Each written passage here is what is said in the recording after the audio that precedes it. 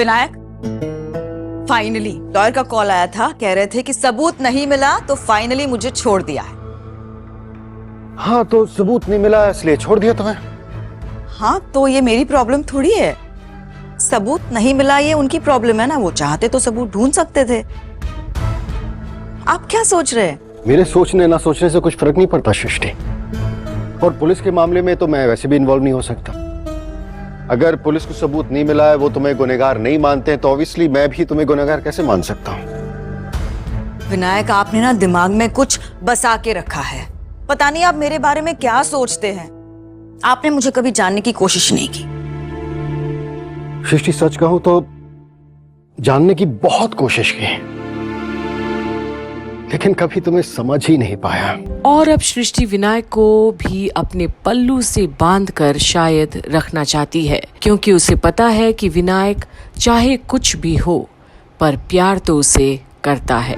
तो फिर इतने सालों से आप मेरे साथ क्यों रह रहे हैं?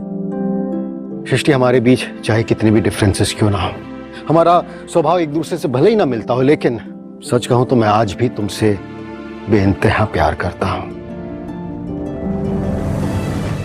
तुम्हारी खामियों के बावजूद भी मैं तुमसे आज भी बहुत प्यार करता हूं। खामियां? आपको मुझ में कुछ अच्छा दिखा ही नहीं। सृष्टि, अगर कुछ भी अच्छा नहीं दिखता तो फिर इतने साल तुम्हारे साथ कैसे बिताता, इतना प्यार कैसे कर पाता तुम्हें? 25 साल to be precise.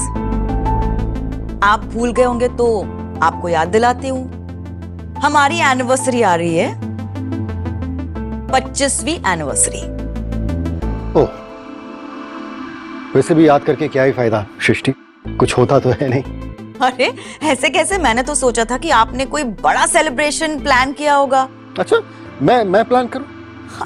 By the way, for your kind information, anniversary कभी भी अकेले नहीं बनाई जाती सृष्टि। तुम ऐसा थोड़ी ना कह रही हो विनायक। मुझे सच में लगा था 25वीं सालगिरह है, आप कोई बड़ा सेलिब्रेशन प्लान करेंगे, शायद आप मुझे कोई सरप्राइज देंगे या फिर फॉरेन ट्रिप पर लेकर जाएंगे। पहले भी करने की कोशिश की थी, लेकिन हर बार तुमने मेरा प्लान चौपट कर दिया, कैंसिल कर दिया, ये कहकर कि तुम्हारा कोई शो है।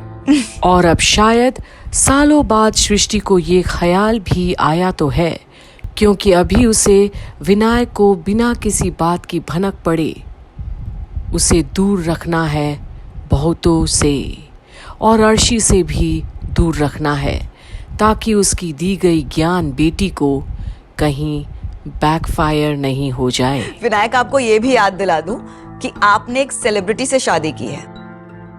सृष्टि, पति पत्नी के रिश्ते के बीच में ना ये सेलिब्रिटी स्टेटस का होना अच्छी बात नहीं होती, और जहां तक सेलिब्रेशन की बात है, वो पति पत्नी के निजी जिंदगी का एक हिस्सा होता है।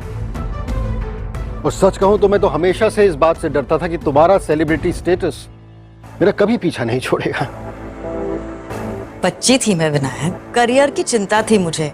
हाँ, अब फॉर्चुनेटली लोगों की मदद से और आशीर्वाद से आज इस मुकाम पर मैं पहुंच गई हूँ कि मैं हुक्म कर सकती हूँ, मैं बोल सकती हूँ लोगों से, है ना? तो अब जो तब हुआ था वो नहीं होगा। और अब कोई ना कोई प्लान बनाकर तो बैठी है सृष्टि, वरना इतने मीठे बोल। आप अगर सेलिब्रेशन करना चाहते हैं तो मैं हिस्सा लूंगी। अगर तुम चाहती हो तो। हाँ, मैं चाहती हूँ। आप चाहते हैं? मैं तो हमेशा से ही चाहता था, लेकिन तुम नहीं चाहती थी।